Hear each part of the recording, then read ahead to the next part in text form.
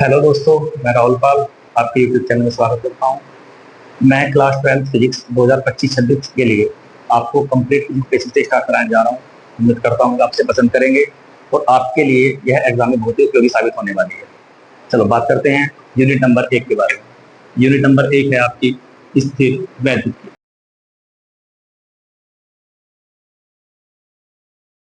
जैसा कि आप जानते हो, स्थिर स्थिर का मतलब होता है रुका हुआ, वैद्युत की इसका मतलब होता है आवेश। यहाँ इस यूनिट में आपके रुके हुए आवेश की बात होगी। एक बार लिख देते हैं इस चीज को। स्थिर का मतलब होता है आपका रुका हुआ और वैद्युति का मतलब होता है आपका आवेश। यानी इस यूनिट के अंदर आप रुके हुए आवेश के बारे में अध्ययन करने जा रहे हो। इसमें लेसन नंबर 1 की बात करते हैं बेटा। तो लेसन नंबर 1 जो है आपका, वो है आपका वैद्युत क्षेत्र और कूलाम का नियम।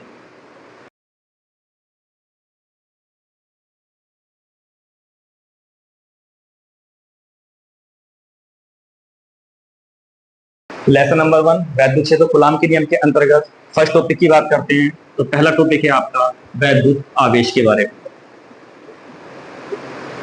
बेसिकली वैद्युत आवेश होता क्या है आपका?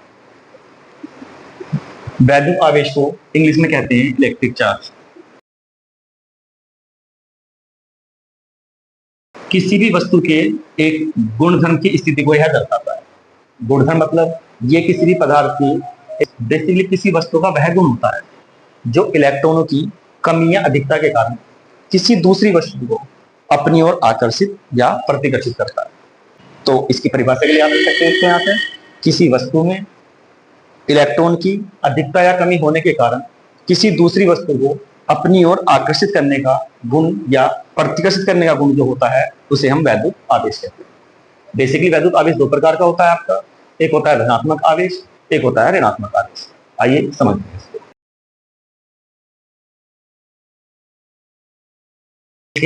नॉर्मल फॉर्मूले की बात करते हैं जो कि आप 10th क्लास में पढ़ चुके होंगे। आवेश का फॉर्मूला होता है आपका Q = IT। यहीं से आप इसका मात्रक वगैरह निकाल सकते हैं। अगर बात की जाए इसके मात्रक की, आवेश का क्या मात्रक होता है? आई होती है आपकी वैद्युत धारा, धारा का मात्रक होता है आपका एम्पियर। टी होता है समय, समय का मात्रक होता है आपका सेकंड। तो बेसिकली इसका जो मात्रक होता है आवेश का वो होता है आपका ampere into second. But generally हम जो आवेश को मेजर करते हैं वो मेजर करते हैं कूलाम के अंदर। यानी इसका जो आवेश का मात्रक हो गया वो आवेश का मात्रक होता है आपका कूलाम। कूलाम को प्रदर्शित करते हैं सी वर्ड, इसको सी से प्रदर्शित करते हैं। कूलाम आवेश का फॉर्मूला होगा आपका Q = IT। अगर इसके मात्रक की बात की जाए तो इसका मात्रक होता है एम्पियर इंटू सेकेंड, या कूलाम किससे प्रदर्शित करते हैं इसको? सी से। आइए बात करते हैं इसकी विमा के बारे में। जैसा कि आप जानते हैं वैद्युत धारा की विमा होती है आपकी ए और समय की विमा होती है आपकी टी। तो बेटा इसकी विमा होती है आपकी AT। और मेन चीज जो आपका ये वैद्युत आवेश है यह एक अदिश राशि है। अदिश और सदिश के बारे में आप पढ़ चुके होंगे 11th क्लास के अंदर।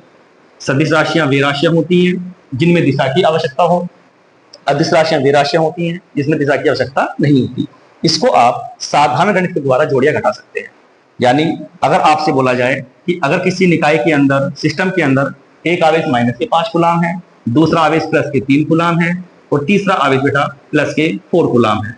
अगर मैं इस निकाय के अंदर, सिस्टम के अंदर कुल आवेश की बात करूं, इसके अंदर कुल आवेश कितना होगा, तो आपका जवाब होगा +3 +4 +7 कूलाम -5। तो आप कह सकते हैं कि इस निकाय के अंदर नेट या कुल आवेश की जो मात्रा है वो +2 कूलाम है। तो इसको बोलते हैं सिंपल मैथमेटिक्स। जितनी भी अदिश राशियां होती हैं हम उनको साधारण गणित के द्वारा जोड़ या घटा सकते हैं। आइए बात करते हैं आवेश के प्रकार के बारे में। जैसा कि आप जानते हैं आवेश होता है आपका बेसिकली दो प्रकार का, एक होता है धनात्मक आवेश और एक होता है आपका ऋणात्मक आवेश। फर्स्ट बात करते हैं धनात्मक आवेश के बारे में।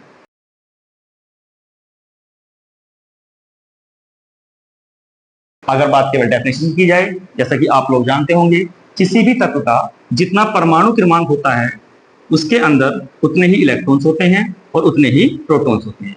परमाणु क्रमांक जो होता है आपका वो बराबर होता है इलेक्ट्रॉन की संख्या के और बराबर होता है प्रोटॉन की संख्या के। अंतर क्या होता है? इलेक्ट्रॉन पर चार्ज होता है आपका माइनस का और प्रोटॉन पर चार्ज होता है आपका प्लस का। उदाहरण के लिए अगर सोडियम की बात की जाए, जैसे सोडियम का परमाणु क्रमांक आपका 11 होता है, जैसे कि 11 इसका परमाणु क्रमांक है। तो आप ये कह सकते हैं प्रारंभिक अवस्था में इसमें इलेक्ट्रॉन की संख्या भी 11 होगी और प्रोटॉन की संख्या भी 11 होगी। लेकिन अगर आप इसका इलेक्ट्रॉन विन्यास बनाते हो तो इसका विन्यास बनता है बेटा 2, 8 और 1। और हर किसी की इच्छा होती है कि उसका अष्टक पूर्ण हो।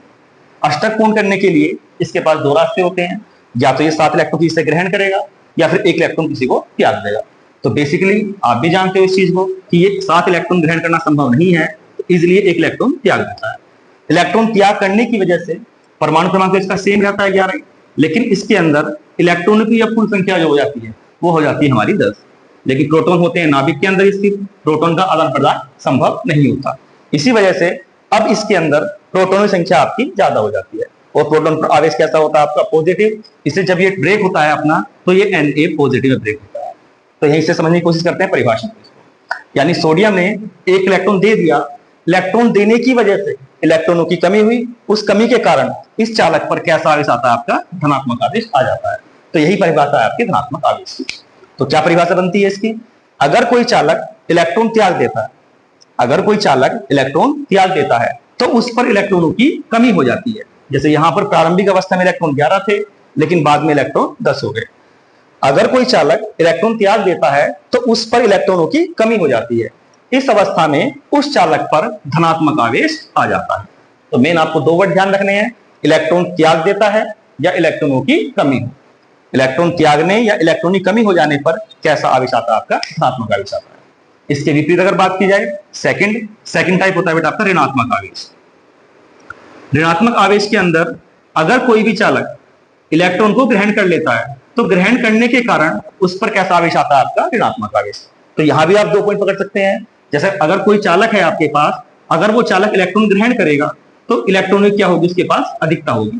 तो इलेक्ट्रॉन की ग्रहण करने के कारण इलेक्ट्रॉन की अधिकता हो जाती है, जिस वजह से उस पर ऋणात्मक आवेश आ जाता है। आइए बात करते हैं इसके एग्जाम्पल की। जैसा कि आप जानते होंगे क्लोरीन के बारे में, सबने पढ़ा होगा आपने। क्लोरीन का परमाणु क्रमांक होता है आपका 17। जब 17 परमाणु क्रमांक है इसका, तो 17 ही इसके अंदर इलेक्ट्रॉन्स होते हैं प्रारंभिक अवस्था में और 17 ही क्या होती हैं, प्रोटॉन्स होते हैं। इसकी स्ट्रक्चर बनाते हैं, टोटल स्ट्रक्चर बनती है इसकी 2, 8 और 7। इसके बाहरी कक्षा में 7 इलेक्ट्रॉन है। अगर इसको अपना अष्टक पूर्ण करना हो तो ये 7 इलेक्ट्रॉन त्याग नहीं करेगा, जबकि 1 इलेक्ट्रॉन ग्रहण करेगा। इलेक्ट्रॉन ग्रहण करने की वजह से इस पर अब जो इलेक्ट्रॉनों की संख्या होगी वो 18 होगी, जबकि परमाणु क्रमांक चेंज नहीं होता, वो 17 ही रहेगा। और प्रोटॉन आप जाते जानते हैं कि नाभिक के अंदर होते हैं, तो प्रोटॉन की चेंज नहीं होगी। इस पर बात की जाए अब यहाँ फाइनली, प्रोटॉनों की संख्या ज्यादा है या इलेक्ट्रॉन की संख्या ज्यादा है, इलेक्ट्रॉन्स की। इसीलिए इलेक्ट्रॉनों की संख्या अधिक होने के कारण इस पर ऋणात्मक आवेश आ जाता है। तो परिभाषा की बात करते हैं इसमें। जब कोई चालक इलेक्ट्रॉन ग्रहण कर लेता है, इसने इलेक्ट्रॉन ग्रहण किए, जब कोई चालक इलेक्ट्रॉन ग्रहण कर लेता है तो उस पर इलेक्ट्रॉनों की अधिकता हो जाती है। इस अवस्था में उस पर ऋणात्मक आवेश आ जाता है। तो बेसिकली चार्ज 2 प्रकार का हुआ आपका, आवेश 2 प्रकार का होता है, एक धनात्मक आवेश और एक आपका ऋणात्मक आवेश। अगर इलेक्ट्रॉन के निकलने या इलेक्ट्रॉन के आने से आवेश की प्रकृति जैसे कि आप जानते हैं चेंज हो जाती है, लेकिन आवेश का मान निकालने के लिए एक सूत्र होता है। अगर कोई भी चालक इलेक्ट्रॉन निकाल देता है यानी n इलेक्ट्रॉन त्याग देगा, या दूसरा चालक n इलेक्ट्रॉन ग्रहण कर लेगा। n का मतलब यहां पर नंबर ऑफ इलेक्ट्रॉन है। अगर कोई चालक n इलेक्ट्रॉन त्याग देता है या कोई चालक n इलेक्ट्रॉन ग्रहण कर लेता है, तो दोनों ही चालक पर जो आवेश निकालने का फॉर्मूला है आपका वो होता है Q = Ne। यहां Q आवेश का मान है, n इलेक्ट्रॉनों की संख्या है, नंबर ऑफ इलेक्ट्रॉन, और E जैसा कि आप 10th से पढ़ के आते हो कि E 1 इलेक्ट्रॉन पर आवेश का मान होता है, जो ऑलरेडी फिक्स होता है आपका। E का मान होता है बेटा 1.6 × 10⁻⁻19 गुना। तो चाहे इलेक्ट्रॉन त्याग करता है कोई चालक या इलेक्ट्रॉन ग्रहण करता है, दोनों के लिए आवेश निकालने का एक कॉमन फॉर्मूला होता है आपके पास Q = Ne, जहां n इलेक्ट्रॉन की संख्या को बताएगा, E इलेक्ट्रॉन पर आवेश का मान है, ये फिक्स होता है, ये ना क्वेश्चन में आपको दिया जाएगा और ना कभी आपसे पूछेगा। Q आवेश का मान होगा। अगर इलेक्ट्रॉन त्याग रहा है तो उस पर प्रवृत्ति होगी आपकी नेगेटिव चार्ज। अगर इलेक्ट्रॉन ग्रहण किए हैं तो अगर इलेक्ट्रॉन त्यागे हैं तो उस पर आवेश होगा आपका पॉजिटिव चार्ज। अगर इलेक्ट्रॉन ग्रहण किए हैं तो उस पर चार्ज होगा आपका नेगेटिव चार्ज। आइए कुछ क्वेश्चन डिस्कस करते हैं।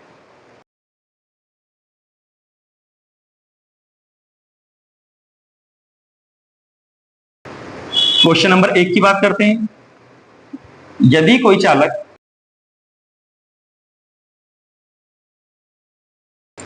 500 इलेक्ट्रॉन त्याग देता है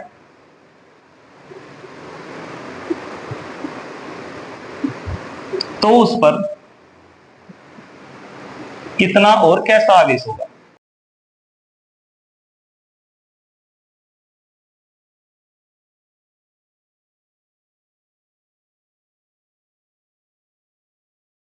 या इसका रिवर्स भी आप सोच सकते हैं, यदि किसी चालक पर 500 इलेक्ट्रॉनों की कमी हो, क्योंकि इलेक्ट्रॉनों की कमी का मतलब इलेक्ट्रॉन को त्यागना ही होता है, तो लैंग्वेज आपको कैसे भी मिल सकती है यहां से, यदि कोई चालक 500 इलेक्ट्रॉन त्याग देता है या यदि किसी चालक पर 500 इलेक्ट्रॉनों की कमी हो तो उस पर कितना और कैसा आवेश होगा, ये आपको बताना है। जैसे ही आप यहां पर त्याग या कमी वर्ड देखोगे उसी से अंदाज लग जाएगा आपको यहां पर कि आवेश जो होगा यहां पर वो धनात्मक होगा। तो आवेश की प्रकृति जो होगी वो तो धनात्मक होगी, बट कितना आवेश होगा ये आपको निकालना है। क्या है क्वेश्चन में दे रखा है आपको, यदि कोई चालक 500 इलेक्ट्रॉन, यानी यहां पर आपको इलेक्ट्रॉनों की संख्या के बारे में जानकारी दी हुई है। अगर बात की जाए यहां पर n, तो n का मान बेटा आपके पास है आपका 500, यानी 500 इलेक्ट्रॉन उसने दे दिए। ई आप जानते हो जैसा कि 1.6 इंटू 10 की पावर माइनस 19 गुलाम होता है। क्यों आपसे पूछा है, क्यों का फॉर्मूला होता है Q is equal to n। इसको सिंप्लीफाई कर सकते हो आप यहां से, Q is equal to n का मान आपके पास है 500, E का मान आपके पास है 1.6 इंटू 10 की पावर माइनस के 19। अगर कोई बच्चा कैलकुलेशन में वीक है तो वो सिंपली इस पॉइंट को रिमूव कर सकता है। अगर आपकी कैलकुलेशन अच्छी है तो आप पॉइंट के साथ कैलकुलेशन स्टार्ट कर सकते हो। अगर यहां से आप पॉइंट को रिमूव करोगे तो अपॉन में आपकी एक जीरो आ जाएगी, इस जीरो से आपकी एक जीरो को कैंसिल आउट कर सकते हैं। Q is equal to 16 into zero करेंगे तो जीरो होगा आपका, किसी भी नंबर की जीरो से इंटू करने पर जीरो मिलती है आपको। 16 इंटू 5 करेंगे 16 गुना 5, तो 16 गुना 5 होता है बेटा 80। बाकी 10 की पावर आपकी सेम एज इट इज 10 की पावर माइनस 19 होगा। क्या इस दो जीरो को आप 10 की पावर प्लस के 2 लिख सकते हो? इस जितनी जीरो होती हैं वो हमारे 10 की पावर शो करती हैं। 10 की पावर प्लस 2 ये है आपकी, तो 10 की पावर माइनस की 19 ये है। अगर माइनस 19 के अंदर आप प्लस 2 पावर प्लस करते हैं तो फाइनली आंसर बनता है आपके पास 8 इंटू 10 की पावर माइनस के 70। और आवेश का मात्रा जैसे कि जानते हो क्या होता है आपका कूलाम। इतना कूलाम कैसा आवेश होगा आपका, धनात्मक या ऋणात्मक, जो आपको पहले डिस्कस कर चुके हैं। चार्ज होगा आपका पॉजिटिव, क्योंकि इलेक्ट्रॉन के आगे हैं तो आपकी जो प्रवृत्ति होगी आवेश की वो होगी आपकी धनात्मक। आई होप ये क्वेश्चन आपको समझ में आया होगा। यहां से आइए नेक्स्ट क्वेश्चन डिस्कस करते हैं। यदि कोई चालक 1500 इलेक्ट्रॉन ग्रहण कर लेता है, यदि कोई चालक 1500 इलेक्ट्रॉन ग्रहण कर लेता है तो उस पर कितना और कैसा आवेश होगा। अगर यहां पर ग्रहण की जगह एक वर्ड अधिकता भी यूज कर सकता है, यानी इसकी सेकंड लैंग्वेज क्या बन सकती है आपकी यहां से, यदि किसी चालक पर 1500 इलेक्ट्रॉनों की अधिकता हो, यदि किसी चालक पर 1500 इलेक्ट्रॉनों की अधिकता हो तो उस पर कितना और कैसा आवेश होगा। आइए डिस्कस करते हैं यहां पर।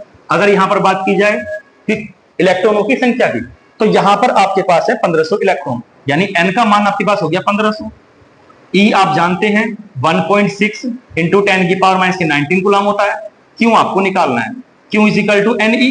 Q is equal to n की बात की जाए बेटा यहां से, तो n का मान आपके पास इस बार है 1500। E की बात की जाए आपसे, E की वैल्यू है 1.6 इंटू 10 की पावर माइनस के 19। अगर यहां से आप इस पॉइंट को रिमूव करते हो अपन में जीरो आ जाएगा आपके पास। क्या जीरो जीरो कैंसिल आउट हो सकती है आपकी, यहां से मल्टीप्लाई कर लीजिए। यहां से 16 गुना जीरो करेंगे तो 16 जीरो रहेगा आपका, 16 गुना 5 करेंगे 16 पंजे 80, जीरो कैरी 8 होंगे आपके पास। 16 इंटू 1 करेंगे 16 गुना 1 16 होगा आपका, साथ साथ 8 हासिल थे आपके पास, तो 16 प्लस 8 होगा आपका 24। 10 की पावर सेम चल रही है आपकी, 10 की पावर माइनस के 19। 11th क्लास में पढ़ा होगा आपने सार्थक अंक चैप्टर, यहां से उसमें रूल क्या कहता है कि आपका जो पॉइंट होना चाहिए वो एक डिजिट के बाद होना चाहिए। तो अगर बेटा यहां पर पॉइंट लगाते हैं 2.4, इसके लिए आपको ये देखना होता है कि लेफ्ट से आप कितने डिजिट चले हो, लेफ्ट साइड। अगर बात की जाए यहां पर 1 2 और 3, अगर आपने 3 अंक के बाद पॉइंट लगाया है तो जितनी पावर आप लेफ्ट साइड चलते हो उतनी पावर आपको प्लस करनी पड़ेगी इसके अंदर। यहां 10 पावर माइनस की 19 था आपका, 3 नंबर के बाद पॉइंट लगाया आपने तो आपको यहां पर प्लस 3 पावर करनी होगी। अगर प्लस 3 पावर की जाएगी तो ये फाइनली होगा आपका 10 की पावर माइनस 16 कूलम। अगर इसने इलेक्ट्रॉन ग्रहण किए हैं या इलेक्ट्रॉनों की अधिकता इसके पास है तो इसकी जो प्रवृत्ति होगी इस बार कैसी होगी आपकी, ऋणात्मक। कितना और कैसा आवेश होगा, इतना आवेश होगा और उसकी प्रवृत्ति जो होगी वो ऋणात्मक होगी। ये थे आपके कुछ क्वेश्चन यहां पर जो Q is equal to N E फॉर्मूले को दर्शाते हैं। अभी यहां पर केवल एक ही टाइप के क्वेश्चन सोल्व किए हैं आप लोगों ने। एन का मान दिया है और क्यू का मान आपसे पूछा है। इसके रिवर्स भी क्वेश्चन बन सकता है इसी के अंदर, अगर वो आपको क्यू का मान देगा तब किसका मान पूछेगा आपसे, एन का मान पूछेगा।